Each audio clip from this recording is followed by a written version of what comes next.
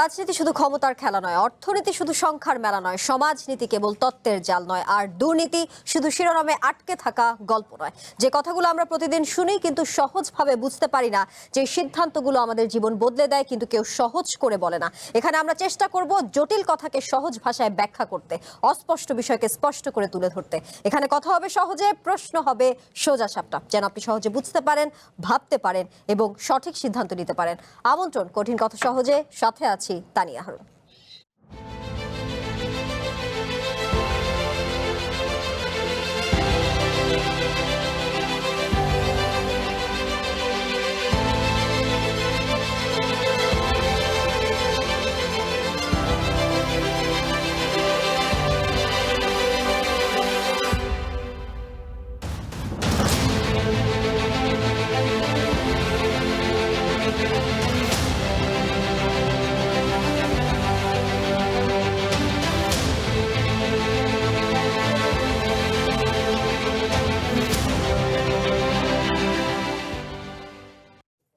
গত কয়েকদিন সংসদ অধিবেশন উত্তপ্ত ছিল মুক্তিযুদ্ধ ও বাংলাদেশ প্রশ্নে জামায়াতে ইসলামের অবস্থান বিতর্কে। স্বাধীনতার ৫৫ বছর পেরিয়ে গেলেও মুক্তিযুদ্ধ ও বাংলাদেশ প্রশ্নে নিজেদের অবস্থান পরিষ্কার করেনি জামায়াত। স্থানীয় সরকার মন্ত্রী ও বিএনপি মহাসচিব সংসদে জামায়াতের উদ্দেশ্যে বলেন, ৭১ সালের ভূমিকার জন্য আপনারা একবারও ক্ষমা প্রার্থনা করলেন না। জাতির সামনে আপনাদের ক্ষমা প্রার্থনা করা উচিত ছিল। এটা করলে আজকে সমস্যাগুলো হয় না। সংসদে জামায়াতের উদ্দেশ্যে স্বরাষ্ট্রমন্ত্রী সালাউদ্দিন আহমদ বলেন, জামায়াত পাকিস্তানও চায়নি, বাংলাদেশও চায়নি। দলটির রাজনৈতিক অবস্থান ও অতীত ভূমিকা নিয়ে জনগণের সামনে বাস্তব ইতিহাস তুলে ধরা প্রয়োজন। কেন বারবার মুক্তিযুদ্ধ ও জামায়াত প্রসঙ্গ আলোচনায় আসে? মুক্তিযুদ্ধ সম্পর্কে জামায়াতের বর্তমান অবস্থান, ৭১-এ তাদের ভূমিকা কি ছিল, এসব নিয়ে আজকের কঠিন কথা সহজে। আজকে আমাদের সাথে স্টুডিওতে আছেন বিএনপির যুগ্ম মহাসচিব সৈয়দ ইমরান সালেহ প্রিন্স, আছেন বাংলাদেশ জামায়াতে ইসলামের কেন্দ্রীয় কর্ম পরিষদ সদস্য অ্যাডভোকেট আতিকুর রহমান, এবং আছেন রাষ্ট্র সংস্কার আন্দোলনের সভাপতি অ্যাডভোকেট হাসনাত কাইয়ুব। আপনাদের তিনজনকে আজকের কঠিন কথা সহজের এই আয়োজনে আমন্ত্রণ জানাচ্ছি। শুরুটা করতে চাই সৈয়দ ইমরান সালেহ প্রিন্স, আপনাকে দিয়ে। বলছিলাম, সংসদে স্থানীয় সরকার মন্ত্রী এবং বিএনপি মহাসচিব মির্জা ফখরুল ইসলাম আলমগীর জামায়াতের উদ্দেশ্যে বলেছেন, ৭১ সালের ভূমিকার জন্য আপনারা একবারও ক্ষমা প্রার্থনা করলেন না। জাতির সামনে আপনাদের ক্ষমা প্রার্থনা করা উচিত ছিল। এটা করলে আজকে যে সমস্যাগুলো হচ্ছে সেগুলো হতো না, আপনারা সেটা করেননি। আপনার মতামত কি বলে? জামায়াত কি গোটা জাতিকে বিভক্ত করতে বড় ভূমিকা রেখেছে? ধন্যবাদ আজকের এই শোতে আমাকে আমন্ত্রণ জানানোর জন্য, এবং একই সাথে আমার সাথে যারা সহ আলোচক আছেন তাদেরকেও শুভেচ্ছা, দর্শক শ্রোতাদেরকেও শুভেচ্ছা জানাচ্ছি। তো আজকে আপনি এই শোর যে মূল বিষয় হিসাবে যেটা তুলে নিয়ে এসছেন, এটা বেশ আলোচিত একটা বিষয়। শুধু বর্তমান সময়েই না, এটা বাংলাদেশের স্বাধীনতার পর থেকেই এই আলোচনাটা ঘুরে ফিরে বিভিন্ন সময় আসছে। তো এখন আপনি যেটা বলছেন যে জামাতের এই ভূমিকা দেশের স্বাধীনতার বিরোধিতা করা এবং পরবর্তীতে এই জন্য তাদের ক্ষমা না চাওয়া আমাদের জাতিকে বিভক্ত করে রাখছে কিনা, অবশ্যই এটা একটা জাতিকে বিভক্ত করারই সামিল বলে আমি মনে করি। জামাত যদি তার কৃতকর্মের জন্য স্বাধীনতার পরেই জাতির কাছে, রাষ্ট্রের কাছে যদি ক্ষমা চাইতো, কি হতো? রাজনীতিতে ভুল তো হতেই পারে। তো সেই ভুলের জন্য ক্ষমা চাইলে আজকে তাদেরকে নিয়ে যে বিতর্ক, তাদের রাজনীতি দিয়ে আজকে বিতর্কের মুখে পড়ছে, বিভিন্ন সময় সমালোচনার মুখে পড়ছে, সেই জিনিসটা তো হতো না, যেটা আমাদের মহাসচিব মির্জা ফখরুল ইসলাম আলমগীর সংসদে বাজেট অধিবেশনের বক্তৃতায় তিনি উল্লেখ করেছেন। তো এই জিনিসগুলো তারা যদি ক্লিয়ার করতো, তাহলে কিন্তু আজকে তারা নিজেরাও সেই বিতর্কে পড়তো। যতদিন তারা এই বিষয়টি জাতির কাছে ক্ষমা না চাইবে, ততদিন কিন্তু এই বিতর্ক থাকবেই। সেটা কেউ না কেউ বিতর্ক উঠাবেই, কারণ মহান মুক্তিযুদ্ধ আমাদের রাষ্ট্রের ভিত্তি। এই মুক্তিযুদ্ধের মধ্য দিয়েই এই দেশ স্বাধীন হয়েছে। আমরা স্বাধীন দেশের আজকে গর্বিত নাগরিক। এই মুক্তিযুদ্ধ কিন্তু এমনি এমনি হয়ে যায়নি। এখানে দীর্ঘ লড়াই সংগ্রাম হয়েছে, ৯ মাস রক্তক্ষয়ী যুদ্ধ হয়েছে। সেখানে পাক হানাদার বাহিনীর যে আক্রমণ, সেটা অবশ্য আমাদের সকলেরই জানা। এখানে লক্ষ লক্ষ মানুষের রক্ত গিয়েছে, মানুষ শহীদ হয়েছে, অসংখ্য নারী সম্ভ্রম হারিয়েছে, কোটি কোটি মানুষ অবর্ণনীয় দুঃখ দুর্দশার মধ্যে ছিল। এটা তো অবাস্তব না। এবং সেই সময় জামাত কি করেছে? সেই সময় জামাত আপনার পাক হানাদার বাহিনীর, সেই সময়কার জামাত পাক হানাদার বাহিনীর অক্সিলারি ফোর্স হিসেবে তারা কাজ করেছে, তাদের সহযোগী হিসাবে কাজ করেছে। জি। এটা তো জাতি ভুলে যায়নি। জি। তো সেই কারণেই এই জিনিসটা জামাত ইসলামী যদি আপনার পরিষ্কার করতো বা তারা যদি জাতির কাছে ক্ষমা চেত, অবশ্যই আমাদের জাতি বিভক্ত না হয়ে ঐক্যবদ্ধতার দিকেই এগিয়ে যেতে পারে। জি, আরেকটি বিষয় ছোট্ট করে জানতে চাই, সংসদে যেমনটা স্থানীয় সরকার মন্ত্রী জনাব মির্জা ফখরুল ইসলাম আলমগীর বলেছেন যে আপনারা যদি জাতির সামনে ক্ষমা চাইতেন, অর্থাৎ জামায়াতের উদ্দেশ্যে বলছিলেন, এটা করলে, ক্ষমা প্রার্থনা করলে সেক্ষেত্রে আজকে যে সমস্যাগুলো হচ্ছে সেগুলো হতো না। আপনিও কি একমত এই বিষয়ে? বললাম তো, সমস্যাগুলো তো এগুলোই, জাতিকে বিভক্ত করা, তারাই তো একটা বিতর্কের মধ্যে পড়ে যাচ্ছে। এই বিতর্কে তারা পড়তো না। রাজনীতিতে ভুল তো হতেই পারে, অনেকেরই তো ভুল হতে পারে। ভুলের জন্য ক্ষমা চাওয়া তো আর এইটা এমন যেন তেন ভুল না। কিন্তু ৭১-এর যে মহান মুক্তিযুদ্ধে, মানে আমার দেশের স্বাধীনতার বিরোধিতা করা, এটা তো যেন তেন ভুল না। এটা একটা আমার জাতির অস্তিত্বকে আপনি সেই সময় স্বীকার করতে চাইলেন না, বা জাতি একটা নতুন রাষ্ট্র গড়ার ক্ষেত্রে আপনি একটা প্রতিবন্ধকতা সৃষ্টি করলেন, এবং সেই পাক হানাদার বাহিনীর সহযোগী হিসাবে আপনারা কাজ করলেন। তো এটা তো মানে যেন তেন অপরাধ না। জি, অ্যাডভোকেট আতিকুর রহমান, ৭১-এ জামায়াত ইসলামী অর্থাৎ জামায়াত পাকিস্তানের সঙ্গে গণহত্যায় অংশ নিয়েছিল, নিজের দেশের মানুষকে হত্যা করেছিল, দেশপ্রেমিক বাঙালি কিংবা অসংখ্য নারীকে পাকিস্তানিদের হাতে তুলে দিয়েছিল। জামায়াতের একজন কর্মী হিসেবে আপনি কি এই ইতিহাস স্বীকার করেন? ধন্যবাদ আপনাকে, ধন্যবাদ সহ আলোচক এবং যারা শুনছেন সবাইকে আমার শুভেচ্ছা জানাচ্ছি। বয়ান তো অনেক দেওয়া যায়, বাংলাদেশে এখন এই বয়ানটা কেন আসছে? এই বয়ান তো আওয়ামী লীগ ১৫ বছর অনেক মানুষকে খাওয়ানোর চেষ্টা করেছে না? এবং আমাদের যারা এখন এগুলো নিয়ে কথা বলছেন, তখন কিন্তু এগুলো নিয়ে কোনো বক্তব্য বর্তমান নেতারা দেন নাই। আমি এটা আপনাকে পড়ে শোনাই। যখন বিএনপির সাথে জামাতের জোট,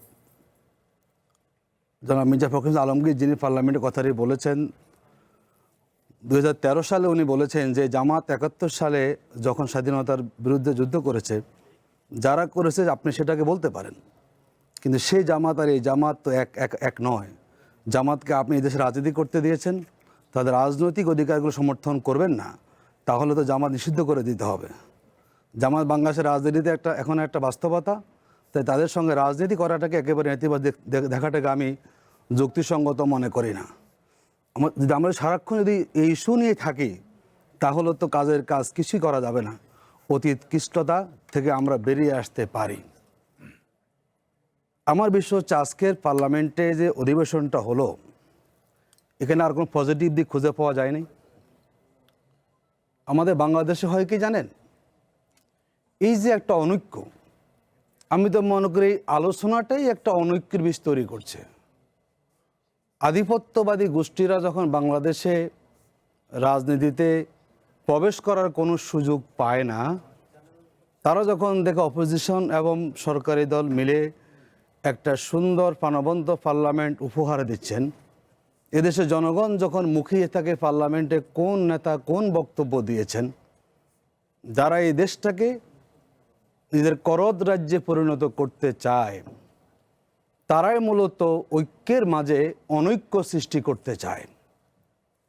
এই অনৈক্যের বীজ ডালফালা বিস্তার বিগত ফ্যাসিবাদের আমলে হয়েছে, যাতে বিভক্ত হয়ে গিয়েছে।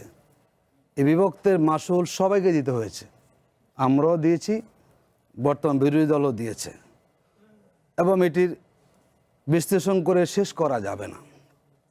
দেশে পার্লামেন্ট ইলেকশন হলো, ফ্যাসিবাদের পতন হলো, এবং ২৪-এর ৫ই আগস্টের সে আন্দোলনের যে উত্তাল পরিস্থিতি, তৎকালীন ফ্যাসিবাদের প্রধানমন্ত্রীর একটা বক্তব্যকে সামনে রেখে দেশ জুড়ে যে বিক্ষোভে দাবানল জ্বলে উঠেছিল, এই দেশের যুব সমাজ, তরুণ সমাজ তখন এটাকে নিজেরা ধারণ করে রাজপথে নেমেছিল।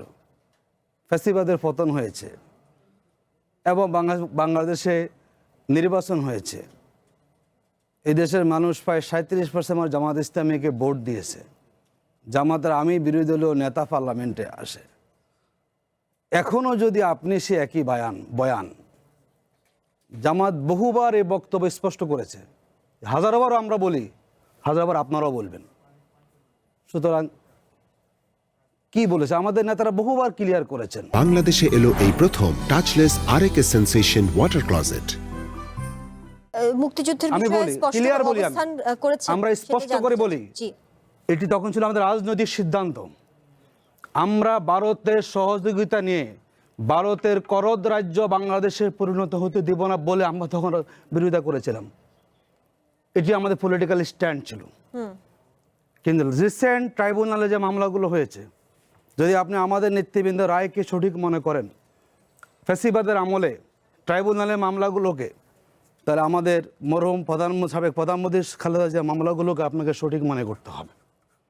ওই ফ্যাসিবাদের ক্যাঙ্গারু কোর্টে মিথ্যা সাক্ষ্য বানিয়ে যে সাজা দেওয়া হয়েছে, যেটা আপনি ধারণ করেন, তাহলে বিগত ফ্যাসিবাদের সকল অপকর্মকে আপনাকে সঠিক মনে করতে হবে। এটা রাজনৈতিক সিদ্ধান্ত তখন হয়েছে, স্বাধীনতার পর জামাত বাংলাদেশের বাস্তবতাকে মেনে নিয়েছে। আমি তো এই প্রজন্মের মানুষ, জি আমি তো এই দেশটাকে ওন করি, ধারণ করি, তাহলে আপনি কেন আমাকে আজকে অনেককে দিকে ঠেলে দিবেন? আমার যখন থেকে বুঝ হচ্ছে তখন আমি বাংলাদেশকে ভালোবাসি, আমি এই দিবসগুলো উদযাপন করি। তাহলে এই প্রজন্মের একজন জেনারেশন কেন আপনি কোশ্চেন আমাদেরকে করবেন? আমি জেনে বুঝে আন্দোলনে এসেছি। জামাত আর ওই সময় তো অনেক সংগঠন বিরোধিতা করেছে। তখন জামাতের সাংগঠনিক সক্ষমতা কেমন ছিল আপনি বলুন? জি কয়জন লোক তখন জামাতের ছিল? পুরো দায় বা জামাতের উপর দিয়ে এখন জামাত যখন একটা বাস্তবতা চলে আসছে, এখন জামাত যখন এতগুলো মোকাবেলা করে জনগণের ম্যান্ডেট পেয়ে ক্ষমতা আসা কাছাকাছি ছিল, এখন আবার যদি সেই জায়গাটায় কসলানি দেন অসুবিধা নেই। জনগণ মূল্যায়ন করবে কারা সঠিক কারা বেঠিক ছিল। আমার কাছে মনে হয় বাংলাদেশের জনগণ মূল্যায়ন করতে ভুল করে নাই বলেই বাংলাদেশের রাজনীতিতে জি দীর্ঘ সময় পার করে জামাত ইসলামী এখন জনগণের মনের মণিকোঠে অবস্থান করছে। জি, মণিকোঠে এখন আবার অবস্থান সেই করেছে, পুরনো জায়গায় সেটি একটি প্রশ্ন। আবার যদি আপনি আওয়ামী লীগের জনগণের বয়ানকে মণিকোঠায় আপনি অবস্থান যদি করেছে, আবার সেটি সেই তো আওয়ামী একটি লীগের প্রশ্ন। বয়ানকে সামনে নিয়ে আসেন, সেই প্রশ্ন তার মানে হচ্ছে আবার সেই আওয়ামী লীগের বয়ান ফ্যাসিবাদের সামনে আনবো বৈশিষ্ট্য কিনা সামনে সেটি নিয়ে তো আসছেন। প্রশ্ন আছে, কিন্তু আমার কিন্তু আমার কাছে প্রশ্ন ছিল আমি বলছি জামাতের একজন কর্মী বাংলাদেশের এখন হিসেবে এমন কোন ইতিহাসটাকে কি সমস্যা- আপনি স্বীকার করছেন কি করছেন না সেটা জানতে চাচ্ছি। এমন কোন সমস্যা আপনি হ্যাঁ অথবা বাংলাদেশে না এখন বললে তৈরি হয় অবস্থানটা নাই, পরিষ্কার হতো। এটা নিয়ে জি। আপনাকে টকশো করতে হবে। আর বহু কিছু বাংলাদেশে আছে। সেগুলো নিয়েও টক শোতে আমরা ৭১ পরে বাকশাল পেয়েছি, ৭১ পরে আমরা স্বৈরাচার পেয়েছি, আমরা ফ্যাসিবাদ পেয়েছি। জি। এগুলো আলোচনা কেন হচ্ছে না? একটা ইস্যু সামনে নিজে থেকে ডিভাইশন করছেন, আর আরেক দিকে আধিপত্যবাদী গোষ্ঠী বাংলাদেশকে আবার গিলে খাওয়া ষড়যন্ত্র করছে। সংসদ যদি আমাদের উত্তপ্ত প্রবলেমটা হয়, কোথায়? সংসদে যদি এই আমাদের বিষয়টি বারবার সংসদে বহু আসে, কিছু হয়েছে। টক শো তো এখানে কিছু না। জি, আজকে জি। ১ ঘন্টা আমি বলি, আজকে ১ ঘন্টা কথা বলেন বিরোধী দলীয় নেতা, পুরো সংসদ প্রাণবন্ত ছিল। সেগুলো আলোচনা কেন নিয়ে আসছেন না? তিস্তা প্রকল্প নিয়ে বিরোধী নেতা প্রধানকে ধন্যবাদ জানিয়েছেন। সবাই যখন আজকে এক ঐক্যবদ্ধ, অত্যন্ত সূক্ষ্ম কৌশলে এগুলোকে দড়িয়ে দিয়ে আবার ডিভাইডেশন, মানে বাংলাদেশকে বিভক্ত করো, অনৈক্য করো, আর আধিপত্যবাদী গোষ্ঠী এখানে অ্যাডভোকেট নিয়ন্ত্রণ আতিকুর করবে, রহমান, আমি বর্ডার কিলিং হবে, পুশিং হবে, আর আমরা তাকিয়ে দেখব। জি, পুশিন বিষয়ে, তিস্তা মহাপরিকল্পনা বিষয়ে সবকিছু নিয়ে কিন্তু আমাদের টকশোতে আলোচনা হয়। আপনি টকশোটা প্রতিদিন দেখলে হয়তো বুঝবেন। আপনার কাছে আমার প্রশ্ন যেটা ছিল যে এই যে ইতিহাস নিয়ে আমি বলছিলাম, যেই অরাজকতা বলেন বা নির্যাতন বলেন, সেগুলো কি জামাতের কর্মী হিসেবে স্বীকার নাকি অস্বীকার করেন? আমি হ্যাঁ অথবা না আমি বলেছি জামাত তখন বলেছে আমরা রাজনীতি আমরা ছিল, কিন্তু কোন ধরনের কাজ আমরা করিনি। আর আপনি খেয়াল করে দেখেছেন আওয়ামী লীগের আমাদের তালিকা আমরা কয়জন ছিলাম? প্রথম কাতারে ছিল আওয়ামী লীগ, দ্বিতীয় কাতারে বিএনপি। তো রাজাকারের সঙ্গে হাজার হাজার কোনো দলের ভিতর আছে, আমি আমার দলে সেখানে খুঁজে পান না। তাহলে এরপরে মামলা হইল না কেন বলেন? শেখ মুজিব বিচার করলো না কেন বলেন আপনি?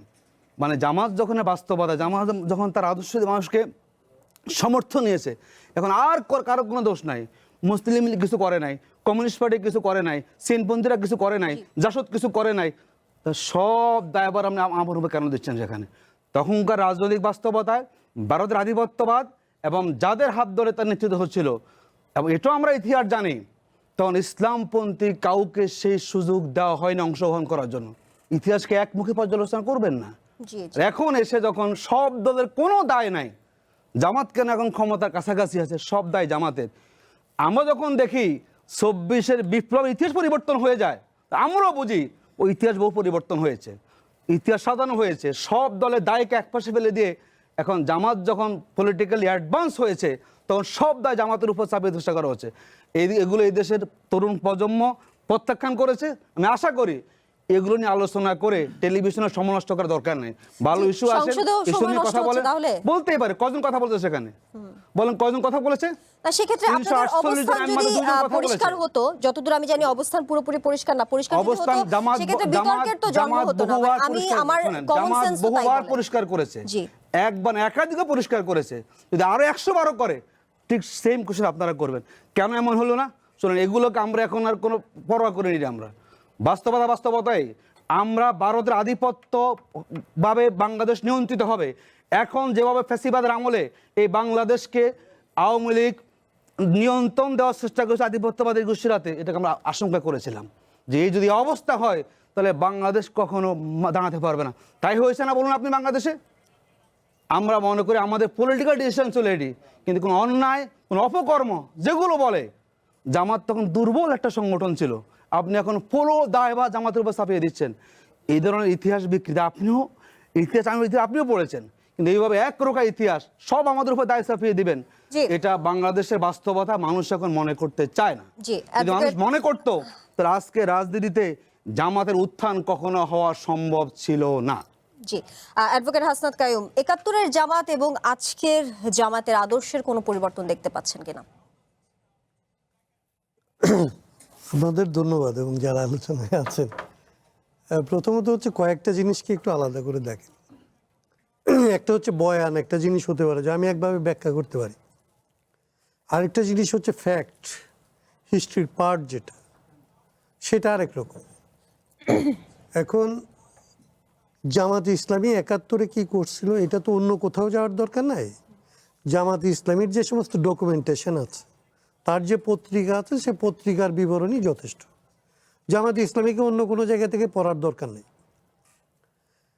৭১ সালে আর একটা হচ্ছে যে এখন পর্যন্ত যে পার্লামেন্টে ওনারা হচ্ছে সবচেয়ে বড় বিরোধী দল হয়ে, ওনাদের পার্টির ইতিহাসে সবচেয়ে বড়, বাংলাদেশের ইতিহাসে সবচেয়ে বড়, কিংবা তাদের নেতৃত্ব অনেক বেশি ম্যাচিউর, যারা কথা বললে 1 ঘন্টা ধরে ধরুন কথা বলে এবং মানে সাইলেন্ট থাকে, সে পার্লামেন্টে এইবারও যে মুক্তিযুদ্ধ কি এইটার যে ডেফিনেশনটা তৈরি হয়েছে, হয়তো ওনাদের সবার পার্টিসিপেশন হয়েছে।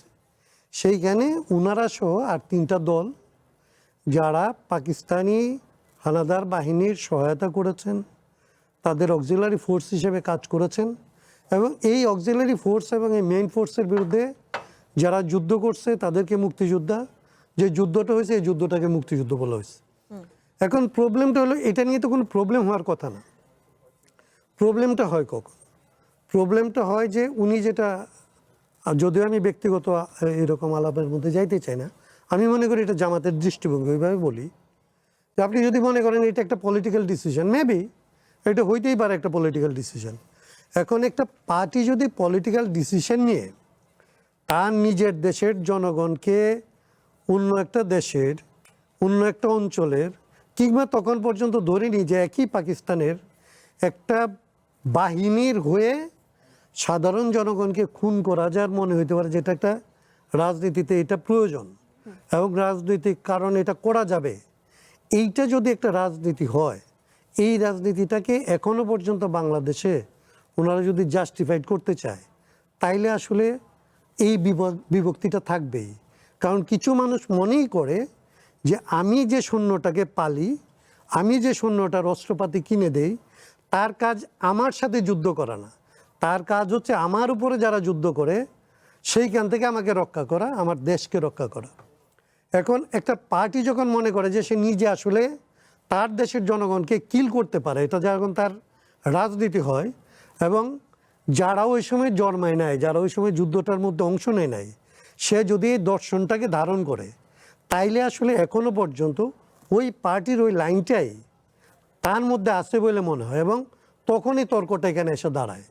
এই তর্কটা তখন অন্য একটা পক্ষ থেকে যারা মনে করে যে ধরেন আমার দেশের মানুষের উপরে আমার দেশের সেনাবাহিনী কোনোভাবেই আসলে গুলি করতে পারে না, সে আওয়ামী লীগ হইলেও পারে না, জামাত হইলেও পারে না, তাহলে যারা এটা মনে করে যে এটা পারে না তার রাজনীতি, আর যারা মনে করে ধরেন শেখ হাসিনার নেতৃত্ব টিকায় রাখার জন্যে তার বাসায় যেটাকে আসলে গণতন্ত্র, উন্নয়নের গণতন্ত্র, এটাকে টিকে রাখার জন্য যদি সে মনে করে যে মানুষকে খুন করা যাবে, জামাত ইসলামী যদি মনে করে যে পাকিস্তানকে টিকে রাখার জন্য মানুষকে খুন করা যাবে, এই যে রাজনৈতিক বিশ্বাস, এই বিশ্বাসের সাথে গণতান্ত্রিক রাজনীতির সুস্পষ্ট একটা পার্থক্য আছে। এবং এইখানে গণতান্ত্রিক রাজনীতি এবং খুনের রাজনীতির মধ্যে আসলে একটা ভিন্নতা থাকবে, একটা বিরোধ থাকবে, একটা ভিন্নমত থাকবে। আমি আরেকটা জিনিস বলি, ওইটা বলে আমার কথাটা শেষ করব। আরেকটা হচ্ছে, ধরেন বাংলাদেশে আমরা এইবার যেগুলি দেখছি আর কি, যে তর্কগুলি হয় যে কোথায় কোথায় বিভাজনটা হয়, ধরেন মুক্তিযুদ্ধ একটা, আরেকটা পাল্টা বিভাজনের গল্প বলা হয় যে সেকুলারিজম একটা, যে এইখানে যে আসলে বাংলাদেশে যে সেকুলারিজম আসলো ৭২-এর সংবিধানে, এইটা তো আসলে মুক্তিযুদ্ধের ঘোষণার মধ্যে ছিল না। ওইখানে ছিল সাম্য, মানবিক মর্যাদা, সামাজিক ন্যায় বিচারের ভিত্তিতে একটা রাষ্ট্র হবে। তো আপনি তো বলা হয় এটা যে আপনি বাংলাদেশের ধর্মনিরপেক্ষতা করতে আনলেন। আমি বলি যে জামাত ইসলামীকে এবং তার যে সহযোগী অন্য 4টা রাজনৈতিক দল ছিল তাদেরকে এটার দায়িত্ব নিতে হবে। 71 সালে যখন আপনি পাকিস্তানের এই সমস্ত বর্বরতাকে ইসলামিয়াইজেশন করেছেন, আপনি যখন এটাকে বলছেন যে এটা ধর্ম এবং এটা আসলে আপনার ধর্মের বোধ থেকে যখন আপনি এটাকে সহায়তা করছেন, তখন আসলে এইখানকার মানুষ ধর্মকে রাজনীতি থেকে আলাদা করার একটা প্রয়োজনীয়তা বোধ করছে। সেইটা নিয়ে এখনো পর্যন্ত বিরোধটা কিন্তু রয়ে গেছে। কিন্তু এই বিরোধের উৎসগুলিকে আমাদের এগুলি থেকে বেরোতে হবে, এবং বেরোতে হলে কোথায় কোথায় আমাদের বিরোধের জায়গাগুলি কেন হয়েছে এগুলির উৎসটা দেখতে হবে। ধরেন আরেকটা কথা বলে আমি শেষ করি, প্রিন্স ভাইরা যেটা করে জামাত ইসলামী সম্পর্কে এই সমালোচনা কেন আসলে জামাত ইসলামী নিবে? তো নিবে না, কারণ জামাত ইসলামের সাথে তো আপনি থাকছেন, জামাত ইসলামীকে তখন আপনি জাস্টিফাই করছেন, জামাত ইসলামীকে সাথে নিয়ে সরকার করছেন, রাজনীতি করছেন, রাজপথে থাকছেন, তখন জামাত ইসলামী বলছেন যে জামাত ইসলামীর ওই সমস্ত পাপ স্খালন হয়ে গেছে। ভালো, তাহলে আপনি এখনো পর্যন্ত ওই লাইনে থাকেন। যারা এটা জামাত ইসলামীকে দেয় নাই, ধরেন আমি মনে করি না যে জামাত ইসলামীর ওই রাজনৈতিক লাইন, এটা ক্ষমা চাওয়ার ব্যাপার না কেবলমাত্র, তার ওই রাজনৈতিক লাইন পরিবর্তনের প্রশ্ন, তার এই রাজনৈতিক বিশ্বাস পরিবর্তনের প্রশ্ন। এইটা পরিবর্তন না করে যদি আমার সাথে থাকে, তাহলে জামাত ইসলামী আমার বন্ধু, আমার বিরুদ্ধে চলে গেল তাহলে জামাত ইসলামী 71-এর শত্রু। এইভাবে যে জাস্টিফিকেশন দাঁড় করানোর যে চেষ্টা করা হয়, এইটা করা হয় বলে জামাত ইসলাম বরং কনসিস্টেন্টলি তার জায়গায় থাকে বলে, এবং অন্যরা যারা জামাত ইসলামীকে সাথে নেয় তারা ইনকনসিস্টেন্ট বলে জামাত ইসলামীকে মনে হয় যে এইটা বোধহয় একটা নীতি নৈতিক জায়গা থেকে ঠিক আছে। প্র্যাকটিক্যালি তো তা না। প্র্যাকটিক্যালি তার রাজনীতি একটা খুনের রাজনীতি, অন্যরা হচ্ছে এই খুনের রাজনীতিকে তার স্বার্থে কখনো ব্যবহার করে, তার স্বার্থে কখনো এর বিরোধিতা করে। এই দ্বিচারিতার রাজনীতির মধ্যে থেকে বাংলাদেশকে বের করে আনতে হবে। এবং এই পার্লামেন্টে আজকে এই তর্ক চাইতে অনেক বেশি গুরুত্বপূর্ণ ছিল আপনি বাংলাদেশের বেকারদের জন্য, বেকারের কর্মসংস্থানের জন্য কি করছেন। এই বক্তৃতার মধ্যে ওইটাকে আসলে হাইলাইট করার জায়গা ছিল, যে কোন জায়গাটার মধ্যে আজকে বাংলাদেশে 9,30,000 কোটি টাকার বাজেটের মধ্যে এই যে ছেলেরা বৈষম্য বিরোধী আন্দোলন করতে গিয়ে জীবন দিল, কালকে এই ছেলেগুলির জন্য আপনি আসলে এখানে কোন কর্মসংস্থানের দিক নির্দেশনা এই টাকা থেকে কোত্থেকে দিচ্ছেন আপনি, এই টাকার কতটা যাবে, কি কি বিনিয়োগ হবে, এইটা নিয়ে আলাপ হয় নাই। এই আলাপগুলিকে ঢাকার জন্যেই, আসল ইস্যুগুলিকে ঢাকার জন্যে অনেক সময় এগুলিকে ব্যবহার করা হয়। জি, অ্যাডভোকেট হাসনাত কাইয়ুম যেমনটা জাস্টিফিকেশন নিয়ে কথা বলছিলেন, কিছুটা ইঙ্গিত দিয়েছিলেন অ্যাডভোকেট আতিকুর রহমান। সেই দুজনের প্রশ্ন নিয়েই আসলে সৈয়দ ইমরান সালে প্রিন্স আপনার কাছে আসবে। একটি বিরতি নিয়ে ফিরছি, সময় হলো ছোট্ট একটি বিরতি, ফিরছি কিছুক্ষণের মধ্যেই।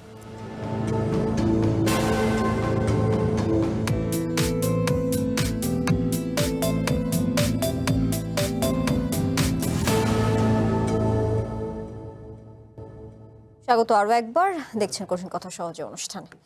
সৈয়দ ইমরান সালে প্রিন্স, বিরতির আগে বলছিলাম অ্যাডভোকেট হাসনাত কাইয়ুম এবং অ্যাডভোকেট আতিকুর রহমান যেমনটা বলেছেন, আপনারা যখন জামায়াতের সাথে জোটবদ্ধ ছিলেন, জোটে ছিলেন, যুক্ত ছিলেন, সেই সময় আপনাদের নেতাকর্মীদের এখনকার বক্তব্য যা, সেটি সেই সময় তা ছিল না, এবং জাস্টিফিকেশনের কথাও বলছিলেন অ্যাডভোকেট হাসনাত কাইয়ুম। এই বিষয়ে আপনার মতামত জানতে চাই। দেখুন, বিএনপির সাথে জামাতের যে ঐক্য ছিল সেটা আমরা তো অস্বীকার করছি না।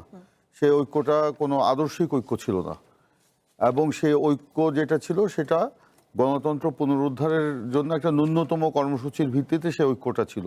হ্যাঁ, সেই ঐক্যটা দীর্ঘ সময় ছিল, এটা অস্বীকার করা যাবে না। এবং সেই ঐক্যটা গড়ে উঠেছিল বেসিক্যালি আপনার 96-এর যে নির্বাচনের পর আওয়ামী লীগ যখন ক্ষমতায় আসলো এবং আওয়ামী লীগ ক্ষমতায় এসে তখন তারা যে দেশ বিরোধী, জাতি বিরোধী, গণতন্ত্র বিরোধী অবস্থান নিল, সেখানে জামাত তো তার ভুল বুঝতে পেরে বিএনপির সাথে জোটবদ্ধ হয়েছিল। বিএনপিও তখন এই গণতন্ত্রের স্বার্থে ন্যূনতম কর্মসূচির ভিত্তিতে সকলকে ঐক্যবদ্ধ করার তাগিদ থেকেই জামাতের সাথে সে ঐক্যটা করেছিল। এবং দেখুন, একটা গ্রামে যদি ডাকাত পড়ে, সেই ডাকাত তাড়াতে গেলে সেখানে কিন্তু ভালো মন্দ, হিন্দু, মুসলমান, বৌদ্ধ, খ্রিস্টান সব কিন্তু একত্রিত হয়ে সেই ডাকাত তাড়ানোর জন্য আপনার কিন্তু ঐক্যবদ্ধ হয়ে কাজ করে। ঠিক এই আমাদের সাথে জামাতের যে ঐক্যটা, সেই শুধু সেদিকে যদি আপনারা চিন্তা করেন তাহলে সেই দিক থেকেই মানে আমরা সেই ঐক্যটা সেভাবেই করেছি। কিন্তু আমাদের সেই ঐক্যটা হওয়ার মধ্য দিয়ে এইটা কখনোই বলা যাবে না, যেটা কাইয়ুম ভাই বললেন যে বিএনপি মনে করে যে বিএনপির সাথে ঐক্য করার মধ্য দিয়ে জামাতের পাপ স্খলন হয়ে গেছে। এটা মনে করার কোনো কারণ নাই। কিন্তু বিএনপি হচ্ছে শহীদ প্রেসিডেন্ট জিয়াউর রহমান, মহান স্বাধীনতার ঘোষক, তার প্রতিষ্ঠিত দল, এবং যেই দলের রাজনৈতিক যে অঙ্গীকার, রাজনৈতিক যে ঘোষণা, সেই ঘোষণার মধ্যে সর্বাগ্রে বাংলাদেশ এবং বাংলাদেশের মানে মহান মুক্তিযুদ্ধ, স্বাধীনতার সার্বভৌমত্ব রক্ষা এবং এই যে লক্ষ কোটি প্রাণের বিনিময়ে যে আমাদের এই স্বাধীনতা অর্জন হয়েছে সেটাকে টিকিয়ে রাখা, তো এগুলোর সাথে কোনোভাবেই জামাতের সাথে আমাদের মানে আদর্শগত ঐক্যের বা রাজনৈতিক ঐক্যের আদর্শগত ঐক্যের কোনো প্রমাণ পাওয়া যায় না। এখন বলা কাইয়ুম ভাই বললেন যে আরও তো অনেক আলোচনা ছিল, এই আলোচনাগুলো না করে কেন এই আলোচনাটা আসলো। আর কাইয়ুম ভাইকে আমি বলবো, আজকে সংসদে মাননীয় প্রধানমন্ত্রী জনাব তারেক রহমানের বক্তব্য, আমাদের মহাসচিব মির্জা ফখরুল ইসলাম আলমগীরের বক্তব্য বা অন্যান্য সিনিয়র নেতাদের বক্তব্য যদি তিনি দেখেন, যে এইগুলো হয়তো 1-2 লাইনে এসছে, কিন্তু বাকি মূল বক্তব্যই ছিল কিন্তু এই দেশের অর্থনীতিকে বিনির্মাণ করা, দেশের অর্থনীতিকে জাগিয়ে তোলা, এই তরুণদের কর্মসংস্থান করা, এই দেশে বিনিয়োগ বাড়ানো এবং শান্তি স্থিতিশীলতা রক্ষা করা, কিভাবে কৃষি উৎপাদন বাড়ানো যায়, কিভাবে আপনার মহিলাদেরকে আরও ফ্যাসিলিটি দিয়ে তাদেরকে আরও সামনে এগিয়ে দেওয়া যায়, এবং সেখানে আপনার শিক্ষা ক্ষেত্রে কিভাবে এগিয়ে যাওয়া যায়, এবং শিক্ষার ক্যারিকুলামও পরিবর্তন হয়ে যাচ্ছে, যেটা আজকে মাননীয় প্রধানমন্ত্রী আগেও বলেছেন, আজকে সংসদে নিজেও বললেন যে ক্লাস 6 থেকে আগামী বছরের যে 6 থেকে সেখানে আপনার মানে তৃতীয় থার্ড ল্যাঙ্গুয়েজ আসছে, সেখানে বাধ্যবাধকতামূলক যে বিষয় স্পোর্টস অ্যান্ড কালচার সেখানে যোগ হচ্ছে, এবং আরও বিষয়গুলো সেখানে আছে। এবং সেখানে তিনি আজকে বলেছেন, আমি একটু শুনলাম যে বেসরকারি বিশ্ববিদ্যালয়ের গুলোকে বলা হয়েছে যেখানে মেধাবী এবং গরিব শিক্ষার্থীদেরকে বিনামূল্যে পড়ানোর জন্য তিনি আহ্বান জানিয়েছেন। সেখানে ট্যাক্স আরোপ করা হচ্ছিল, সেই ট্যাক্স কমিয়ে দিয়ে তাদের উপর শর্ত আরোপ করা হলো, যদি আপনারা এটা করেন তো আপনাদের ট্যাক্স ওইটা 5% মকুফ করে দেওয়া হবে। তো এই কথাগুলো কিন্তু সেই সংসদে এসছে। এখন কাইয়ুম ভাইয়ের বক্তব্যে মনে হচ্ছে যে এই আলোচনা বোধহয় সংসদেই হয় নাই, তো সংসদে সেই আলোচনাগুলো হয়েছে বলেই কিন্তু আজকে এই আলোচনাগুলো পার্শ্ব প্রতিক্রিয়া হিসাবে এসছে। কিভাবে আসলো? আপনার 2 দিন আগে জামাতে ইসলামের একজন এমপি, সম্ভবত ওনার নাম শাহজাহান চৌধুরী, তিনি আমাদেরকে জামাতের সম্পর্কে বলতে গেলে তাদের 100 বছরের রাজনীতি মানে পর্যালোচনা করে কথা বলতে আহ্বান জানিয়েছিলেন, অথচ জামাতের বয়স কিন্তু 100 বছর না। এবং জামাতের রাজনীতি যদি আপনারা সেখানে আলোচনা করতে যান তাহলে আরও বিষয় আসবে। এখন কাইয়ুম ভাইদের মতো মনে হচ্ছে যে জামাত সম্পর্কে বক্তব্য দেওয়ার একক ক্ষমতা ওনাদেরই আছে, আর কারো বোধহয় নাই। আমরা বোধহয় এই ব্যাপারে কিছু বলতে পারবো না, আমরা বলাটা মনে মহাপাপ, আমরা জামাতের পাপ স্খলন করে দিয়েছি, এখন এগুলি কথা কেন বলছি। আসলে তা না। জামাত, এই যে কিছুক্ষণ আগেই আমাদের আতিক সাহেব যেটা বললেন যে ওনারা করদ রাজ্যে যাতে বাংলাদেশ পরিণত না হয়, নতুন রাষ্ট্র পরিণত না হয়, সেই জন্য তারা সেটা বিরোধিতা করেছিলেন। সেই সময় তারা বিরোধিতা করে আমরা এই যে লক্ষ লক্ষ মুক্তিযোদ্ধারা যে মুক্তিযুদ্ধে অংশগ্রহণ করলো, শহীদ প্রেসিডেন্ট জিয়াউর রহমান সে পাকিস্তানে বিরোধিতা করে যে উই রিভোল্ট বলে যে আপনার পাকিস্তানের বিরুদ্ধে বিদ্রোহ ঘোষণা করলেন, তারপরে সকলে যে মুক্তিযুদ্ধে আমরা ঝাঁপিয়ে পড়লাম, তখন কি আমরা জেনেছিলাম দেশ আপনার বাংলাদেশ আপনার করদ রাজ্যে পরিণত? বাংলাদেশে কোনো মুক্তিযোদ্ধা বাংলাদেশকে কারো কোনো করদ রাজ্যে পরিণত করে দেওয়ার মানে এটা মেনে নিতে পারে না। অতীতেও নেয় নেই, এখনো নিচ্ছে না, ভবিষ্যতেও নেবে না। জি। মুক্তিযুদ্ধ যারা আমরা এই রাজনীতিকে ধারণ করি, এই আদর্শকে যারা ধারণ করি, কখনোই এটা আমরা মেনে নিব না। তো সেই কারণে এই যে করোড রাজ্যে পরিণত করতে দিব না বলে বিরোধিতা করেছিলাম। তো ঠিক আছে, উনি বলছেন আমরা বাংলাদেশের রাজনীতিকে, বাংলাদেশকে মেনে নিয়েছি, আমরাও বলি মেনে নিয়েছেন, ভালো কথা। কিন্তু ওই যে আপনাদের অতীতের যে অপকর্ম, সেটার আপনারা বিরোধিতা করলেন, ক্ষমা চাইলেন না কেন সেটার জন্য? তিনি বলছেন যে আমরা তো সেই সময় কিছু করি নেই। সেই সময় জামাতি ইসলামের যে ছাত্র সংগঠন, ইসলামী ছাত্র সংঘ ঘোষণা দিয়ে সেখানে আপনার রাজাকার বাহিনী গঠন করলো, এবং জামাত, মুসলিম লীগ সহ অন্যরা মিলে আল শামস বাহিনী গঠন করলো, এবং সেইখানে পরবর্তীতে আল রাজাকার এবং আল শামস বাহিনী তারা যে তাদের কথা কোড অ্যান্ড আনকোড, তাদের বীরত্বের সাথে পাকিস্তানকে আপনার রক্ষা করার জন্য তারা ইসলামের নাম নিয়ে সেখানে আপনার এই যে বাংলাদেশের জনগণের উপরে, মুক্তিযোদ্ধাদের উপরে বা মুক্তিযুদ্ধে বিশ্বাসী জনগণের উপরে যে হামলা চালালো, কিংবা পাক হানাদার বাহিনীকে যে সহযোগিতা করলো, সেটা কি মানুষ ভুলে গেছে? উনি বলছেন আওয়ামী বয়ান আমরা দিচ্ছি না, এটা আওয়ামী বয়ান না।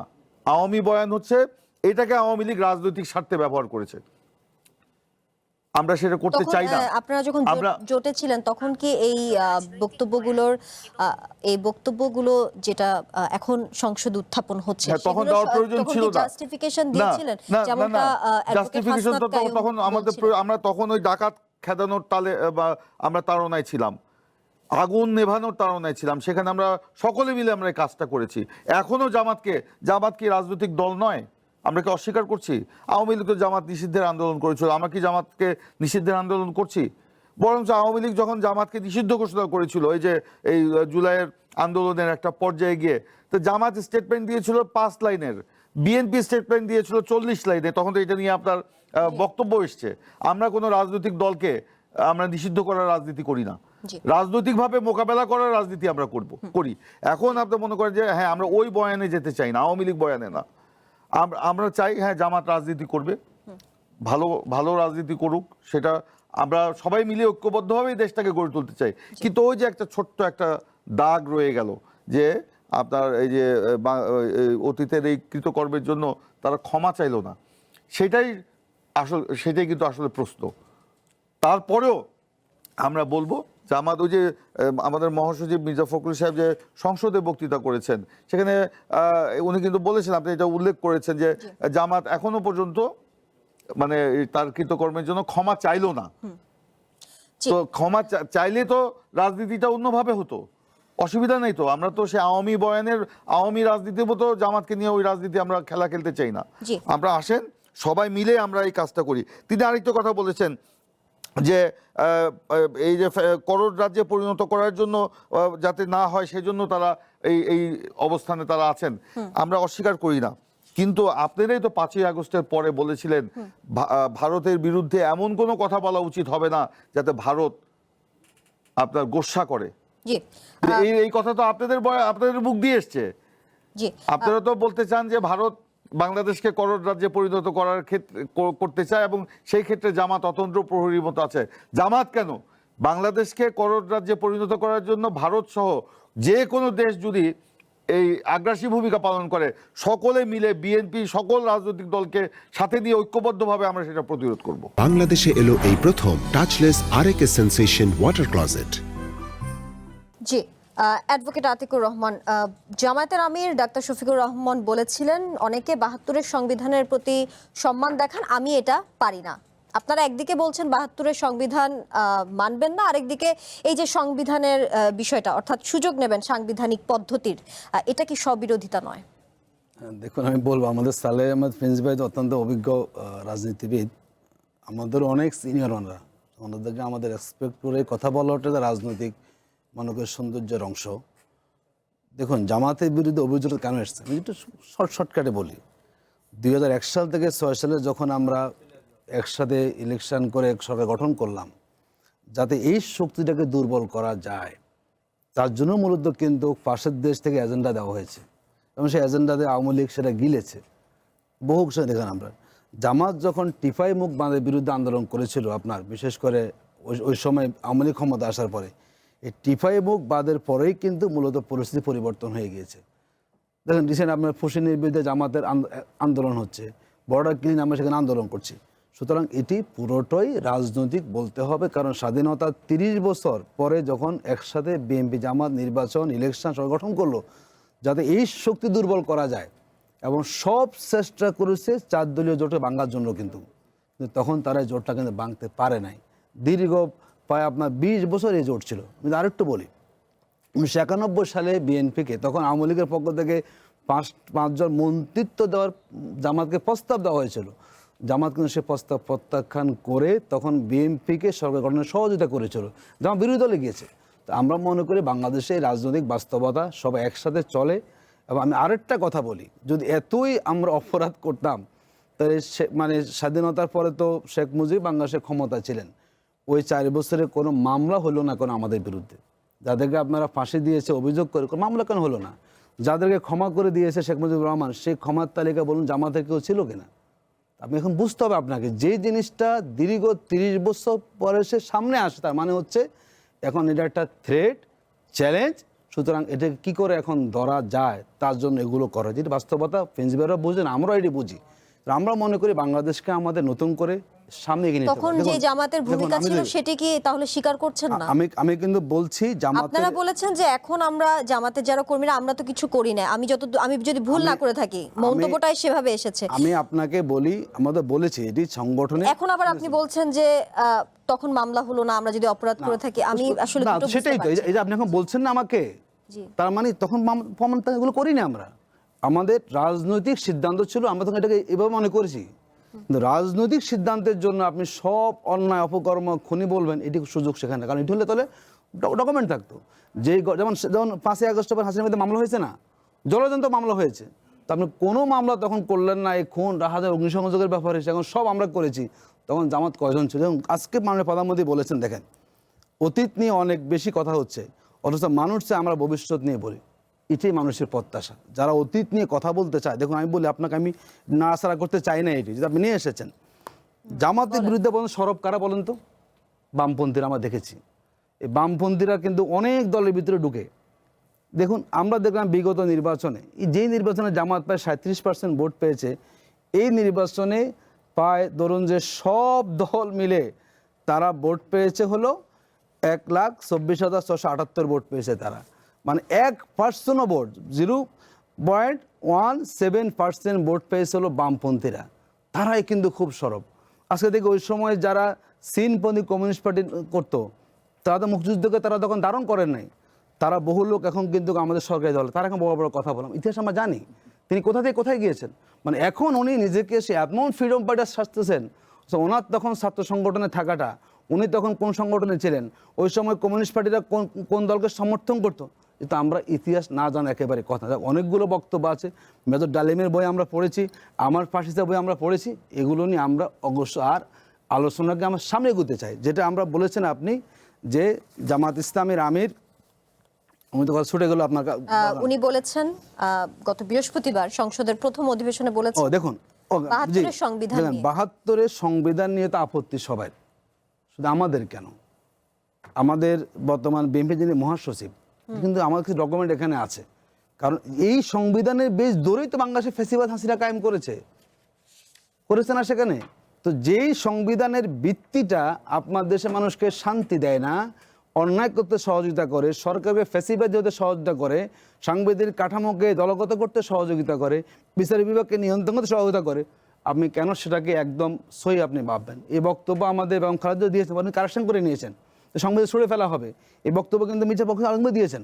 হ্যাঁ দিয়েছেন, ওই প্রেক্ষাপটে দিয়েছেন, আমরা বলছি প্রেক্ষাপটে দিয়েছে। সুতরাং আমরা মনে করি বাংলাদেশের অনেক দূর এগিয়েছে, এদেশের যুব সমাজ, এদেশের তরুণ সমাজ, তারা পরিবর্তন চাচ্ছে। যেই পরিবর্তনের মধ্যে দিয়ে এই বাংলাদেশটাকে এগিয়ে নেওয়া যাবে, যে পরিবর্তনের মধ্যে দিয়ে আমাদের অর্থনৈতিক সমস্যার সমাধান হবে, যে পরিবর্তনের মধ্যে দিয়ে আমাদের বেকারত্বের অবসান হবে, যে পরিবর্তনের মধ্যে দিয়ে এদেশের মেধাগুলোকে আমরা সঠিক কাজে লাগাতে পারবো, সেটা আমাদের আলোচনার বিষয় এখন। আমরা এগুলো বেশি আলোচনা যত আপনি করবেন, আপনি কিছুই পাবেন না কিন্তু। কারণ বাংলাদেশের ইতিহাসের অনেক চর্চা আমরা জানি, এগুলো অনেক পরিবর্তন হয়, যেটি আমাদের ভাই বলেছেন বিশ্বাসের পরিবর্তন। কিসে বিশ্বাসের পরিবর্তন আমরা করবো এখানে? আমরা জামাত ইসলামী যে বিশ্বাসকে ধারণ করি, আমরা আল্লাহর প্রতি আমাদের বিশ্বাস, রাসূলের প্রতি আমাদের বিশ্বাস, আমরা সেই ইমান আকিদা নিয়ে আমরা জামাত ইসলামী করি। সুতরাং এখানে বিশ্বাসের, যারা আল্লাহর প্রতি বিশ্বাস স্থাপন করে তাদের বিশ্বাসটা সঠিক বিশ্বাস, যারা অন্য আদর্শ, যারা অন্য কোনো ব্যক্তি, তাদের সেখানে পরিবর্তন করা লাগতে, কারণ তাদের সে বিশ্বাস সবসময় নড়বড়ে হয়ে যায়। জামাত খুনের রাজনীতি কখনো করে না, এবং রাজনৈতিক যে দৃশ্যতার কথা বলেন, দেখুন আমি বলি সবশেষে মানুষই বিশ্লেষণ করে কারা কী করছেন। এই জন্য ন্যারেটিভ আপনি দাঁড় করাতে পারেন, মানুষ যদি সেই ন্যারেটিভটাকে গ্রহণ না করে এবং একটা বলে যে অসত্য কথাকে 10 বলে সত্য হয়ে যায়, এই যে বাংলাদেশে এখন হচ্ছে যে এটা অসত্য অসত্য 10 মুখ দিয়ে বলানো হচ্ছে, এটি আমরা বলি এটি বাস্তবতা বাংলাদেশের। আমরা মনে করি বাংলাদেশের বর্তমান যে জায়গায় আছে, জামাত ইসলামী দেশকে ধারণ করে এবং স্বাধীনতার পরবর্তী সময়ে জামাত ইসলামী দেশ গঠনের কাজে সকল গণতান্ত্রিক আন্দোলনে এবং দেশের স্বার্থ বিরোধী যেখানে যে পদক্ষেপ যারা গ্রহণ করেছে, জামাত তার বিরুদ্ধে সরব ছিল, জামাতের ছাত্র সংগঠন সরব ছিল, আমরা সরব ছিলাম এবং আমরা এখনও সরব। আমি বলি এই বাংলাদেশের স্বাধীনতা সার্বভৌমত্ব রক্ষা করার জন্য যদি এখন কোনো সংগঠন সবার আগে এগিয়ে যাবে, সেই সংগঠন জামাত ইসলামী, সংগঠন ছাত্র শিবির তার নেতাকর্মীরা বলতে হবে। শুধু আপনি আমাদেরকে এসে এখন অন্যদিকে ঠেলে দিয়ে আর অন্য কোনো পক্ষকে সুবিধা দেওয়ার যে মানসিকতা, আমরা মনে করি এই বাংলাদেশে এগুলো অনেক হয়েছে। এইসব আলোচনা এখন করে আবার জনগণের ভোটে আপনারা নির্বাচিত হয়েছেন এমন কথা বারবার বলছিলেন। এই যে দাড়িপাল্লায় ভোট দিলে জান্নাত অবধারিত, না দিলে গুনাহ হবে, এই ধরনের মন্তব্য করাও এই ব্যাপারে আমাদের লক্ষ্মীপুর 4 আসনে জামায়াত ইসলামীর দাড়িপাল্লা প্রতীকের প্রার্থী AR হাফিজুল্লাহ। তো এই ধরনের বক্তব্য রেখে যদি আপনি ভোটারদের দ্বার প্রান্তে বলেন, আমাকে যদি এরকম বলেন যে আমি ভোট না দিলে গুনাহ হবে, তাহলে তো আমিও ভোট দিতে চাইবো, কারণ আমিও তো আমি বলি সেই হিসেবে চিন্তা করব। হাফিজুল্লাহ যখন কথাটা বলেছে তার আগ থেকে এই বয়ান শুরু হয়েছে এবং ইতিমধ্যে জামাতের আমির পার্লামেন্টে বলেছেন যে কারা কোথায় বক্তব্য দিয়েছেন, যে বক্তব্য পার্লামেন্টে চ্যালেঞ্জ ছুড়ে দেওয়া হয় আমি সেখানে প্রমাণ উপস্থাপন করেন কারা সেখানে বলেছেন, কোন বক্তব্য কার কথাকে আপনি কাটছাট করে সেখানে বলেন, এটা আপনারা বলেননি, সেটা বলছেন কি? এটা কোনো পর্যায়ে এই ধরনের কথা বলার কোনো সুযোগ নাই। কোনো দল কাউকে জান্নাত দিতে পারে না, এটা আমরা বিশ্বাস করি না। জান্নাত দেবেন আপনার কৃতকর্ম, আপনার ভালো কাজ, আপনার ঈমান, আপনার আল্লাহর বলে মালিক আল্লাহ। জান্নাত জাহান্নাম, সেখানে কোনো দল কাউকে জান্নাত দেবে আর জামাত একদম উদ্ভট কথাবার্তা বলবে, এটা আমরা বিশ্বাস করতে চাই। হয়তো কোনো কারণে রেফারেন্সে বলতে পারেন ভিন্ন আঙ্গিকে, কিন্তু একদম জামাত করলে দাঁড়িপাল্লা ভোট দিলে জান্নাত পাওয়া যাবে, এই ধরনের ডিরেক্ট বক্তব্য। দেখেন আমি যতগুলো তথ্য দিয়েছি সবই গণমাধ্যমের পক্ষ থেকে, এবং সবই আপনি বলছেন যে গণমাধ্যমে অভিযোগ তোলা হয়, কিন্তু কে কোথায় বক্তব্য দিয়েছে, গণমাধ্যমের সব বক্তব্যই ভুল, সেটা জানতে চাচ্ছি। প্রমাণ দেখেন না যে কোন কোথায় বলেছেন, কে বলেছেন।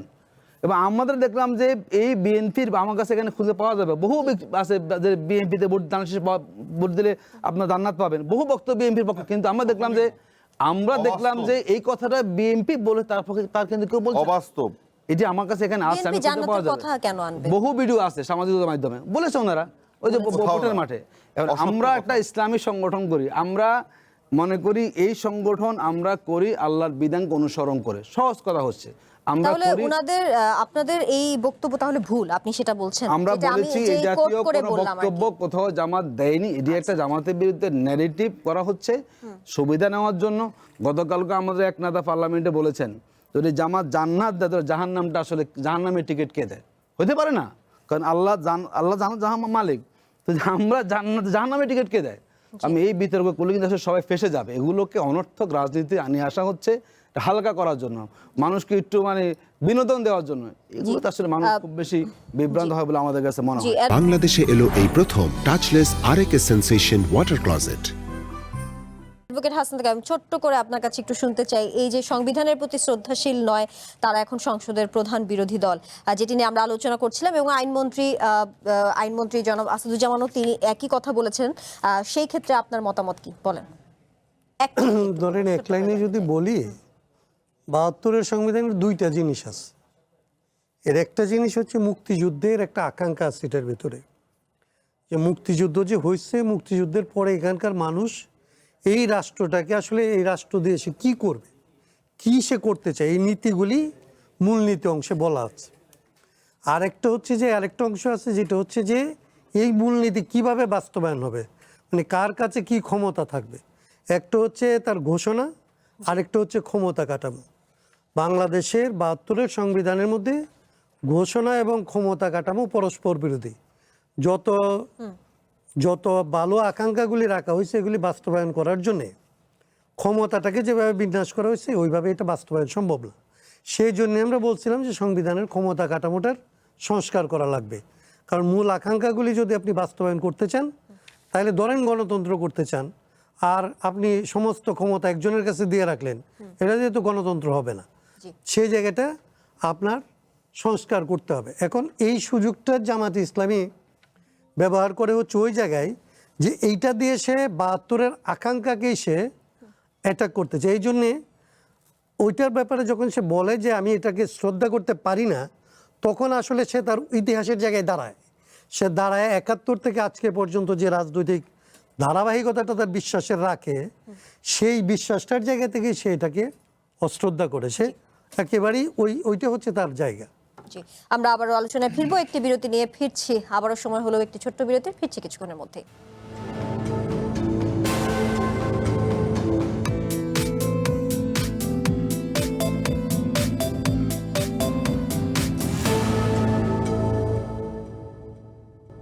আবারও স্বাগত কঠিন কথা সহজে অনুষ্ঠানে। সৈয়দ ইমরান সালেহ প্রিন্স, স্বরাষ্ট্রমন্ত্রী জামায়াতের একজন নেতার সাম্প্রতিক বক্তব্যের সমালোচনা করে বলেছেন, আপনাদের একজন নেতা বলেছেন আল্লাহ সিদ্ধান্ত নিয়েছেন জামায়াতকে ক্ষমতায় আনবেন, আবার বলা হয়েছে জামায়াতকে ভোট দিলে 18 কোটি মানুষের নামাজের সওয়াব পাওয়া যাবে। এসব বক্তব্যের সমালোচনা করে তিনি বলেন এগুলো রাজনৈতিক বক্তব্যের সীমা অতিক্রম করেছে। ভোটের রাজনীতিতে জামায়াত ধর্মের অপব্যবহার করে, সেটা আমরা গত নির্বাচনে দেখেছি, যেমনটা সওয়াবের লোভ, বেহেশতের লোভ দেখিয়ে তারা সাধারণ মানুষের কাছে ভোট চেয়েছে, যেমনটা আমি বলছিলাম কিছুক্ষণ আগে। এই বিষয়ে কি বলবেন? দেখুন, জামাতে ইসলামী একটা রাজনৈতিক দল, আমি আবারও বলছি, এটা আমরা অস্বীকার করি না, কিন্তু তাদের যে ঐতিহাসিক কতগুলো ভুল আছে, সেই ভুলের যদি তারা ভুলের জন্য জাতির কাছে ক্ষমা চায় বা ভুল স্বীকার করে, তাহলে তার কোনো কথা থাকার বিষয় নাই। কিন্তু তারা ওই ভুল স্বীকার করতে চায় না। তারা বাংলাদেশকে মেনে নিয়েছে বলছে, কিন্তু বাংলাদেশের অস্তিত্ব যেটার উপরে নির্ভর করছিল ৭১-এর মহান মুক্তিযুদ্ধ, সেটারই তারা বিরোধিতা করেছিল। এবং শুধু বিরোধিতাই নয়, যে পাক হানাদার বাহিনীর অক্সিলারি ফোর্স হিসেবে তারা ব্যবহৃত হয়েছিল এবং তাদের রাজাকার বাহিনী, আল শামস বাহিনী গঠন করেছিল, যাই হোক, ইত্যাদি ইত্যাদি ঘটনা। এগুলি বললে তো আবার ওনারা বলবেন যে আওয়ামী বয়ান, এগুলো আওয়ামী বয়ান, এগুলো সত্য বয়ান। তো এখন এগুলোর জন্য ক্ষমা চাইলে তো সব কিছু হয়ে গেল। আর যেটা বলছেন যে ইসলামকে, যেটা আমাদের নেতাও বলেছেন সালাউদ্দিন সাহেব সংসদে, যে জামাতি ইসলাম মানে কিন্তু ইসলাম না, তাই না? জামাতি ইসলাম মানে ইসলাম না। জামাতি ইসলাম যে ইসলামের কথা বলে, সেটা আবার প্রকৃত ইসলামকে ধারণ করে না। তারা মওদুদিবাদের ইসলামকে তারা ধারণ করে। সেই জন্য এগুলো ইসলাম ভিত্তিক বা ধর্মকে ব্যবহার করে বা অপব্যবহার করে যে রাজনীতির নামে যা করা হচ্ছে, এটা আসলে জনগণের প্রকৃত কল্যাণ বয়ে আনবে না। জনগণের জন্য যদি রাজনীতি করতে হয়, আসেন আমরা জনগণের ইস্যুগুলোকে নিয়ে সামনে নিয়ে কথা বলি। উত্তরটা নিশ্চয়ই অ্যাডভোকেট আতিকুর রহমান দিবেন। অ্যাডভোকেট আতিকুর রহমান ৭১-এও জামাত ধর্মের রাজনীতি করেছে এবং গত নির্বাচনেও এই যে ধর্মের নামে রাজনীতি, যেটি নিয়ে বলছিলাম, যেটি আপনি অস্বীকারও করলেন, ধর্মের রাজনীতি কি এখন জামাতের প্রধান হাতিয়ার? কি বলবেন? দেখুন, আমরা ইসলাম মেনে রাজনীতি করি, ছোট্ট করে শেষ করবেন। সহজ কথা হলো এটা। ধর্মকে ব্যবহার করে আওয়ামী লীগ এবং বিএনপি। বলেছে না মদিনার ইসলাম, মদিনার ইসলামে কি দুর্নীতি আছে, চাঁদাবাজি আছে? জামাত ইসলামী, আমরা ইসলামী আদর্শকে অনুসরণ করে আমরা দল চালাই। আর আমাদের এই দল ইসলাম কি ইসলাম নয়, সালাউদ্দিন সাহেবের মুখ ফতুয়া আমাদের লাগবে না, ঠিক আছে? এটা আমরা বারবারে বলি। আমরা কোরআন সুন্নাহকে অনুসরণ করে বুঝে আমরা জামাত ইসলামী করি। কে ইসলাম ইসলামী চিন্তাবিদ আছেন, সেটা বলতে পারে যে আপনারা যে ফতোয়াগুলি দেন, মওদুদি সাহেবের যে তত্ত্ব হাজির করেন, এটা প্রকৃত ইসলামকে আপনার ধারণ করে না। অনেক ইসলামী চিন্তাবিদ আছেন, প্রখ্যাত চিন্তাবিদ, তারা এই কথা বলছে এবং তারা বলেছে জামাতকে ভোট দেওয়া মানে হারাম, এটাও তারা বলেছে। সমাজে কোনো কন্ট্রিবিউশন নাই। কে কোথায় কি বলবে? তারা তো আপনাদের মতো ইসলাম নিয়ে রাজনীতি করে না, তারা ধর্ম চর্চা করে। ইসলামকে রাজনীতির বাইরে রাখার কোনো সুযোগ নাই। অ্যাডভোকেট হাসনাত কাইয়ুম, এই বিষয়ে ছোট্ট করে আপনি 10 সেকেন্ডে একটু শেষ করবেন, সময় কম। অ্যাডভোকেট হাসনাত কাইয়ুম, জি, আমাদের সময় স্বল্পতা আছে, আমরা আলোচনা নিশ্চয়ই চলমান থাকবে। অ্যাডভোকেট হাসনাত কাইয়ুম, জি, কোনো সুযোগ নাই। আমি যেটা মনে করি যে আসলে ধরেন যেটা বলছিলেন, ওনারাও বারবারই বলছেন, সংকটটা এখানেই হয়। আপনার যে রাজনৈতিক কাজ, এটাকে যখন আপনি ইসলাম হিসেবে চালান, ইসলাম হিসেবে দাবি করেন, কেন করব তখনই, এবং এটা আপনি ইসলাম মেনে চলতেছেন, এইটা যখন হয়, ওনাদের চাইতে তো আমরা তো মুসলমানই, আমাদের দেশে উনি ইসলামের তো এরকম কোন এজেন্সি, ইসলামকে ওনাদের শফিকুর রহমান আমার চাইতে ইসলামের বেশি এজেন্সি তো নিতে পারে না। উনার যেরকম পড়াশোনা আমার একই পড়াশোনা, জি আমাদের নিশ্চয়ই আলোচনা এবং আমরা চলমান নিশ্চয়ই থাকবে। উনাদের মতো ক্ষতি করি না সমাজে, করতে পারেন, কিন্তু আপনার উনাদের চাইতে কম ক্ষতি করি আমরা সমাজে। কোনো কন্ট্রিবিউশন নাই আপনাদের। আমাদের বলেন কোথায় contribution? আপনাদের কি আপনাদের কন্ট্রিবিউশন নাই? মানে আপনার খালি কথাই বলতে পারবেন, কেন? মানুষ সমর্থন কখন মানুষ পাবেন না, কি মানুষ আশ্চর্য। সমর্থন করতেছে আমাদেরকে। মানুষের সমর্থনের জন্য আপনি কোনো কন্ট্রিবিউশন নাই। মানুষের সমর্থনের জন্য যেটাকে ব্যবহার করেন, কোন কাজে contribution আমি তো করছেন? এটাকে মনে করি না যে আমার মানুষের বিপদে ব্যক্তিগত আমরা আছি, স্বার্থে এটা ব্যবহার করা অসুবিধা যায়। আমরা আছি। আপনারা খালি বয়ান দেন কিন্তু কোনো উপকার মানুষ আসেন না। জি আপনাদের তিনজনকে অসংখ্য ধন্যবাদ, আলোচনা নিশ্চয়ই চলমান থাকবে। আপনাদেরকে ধন্যবাদ আমাদেরকে এসে সময় দেওয়ার জন্য। আজকের মতো এখানে শেষ করছি, ধন্যবাদ সবাইকে।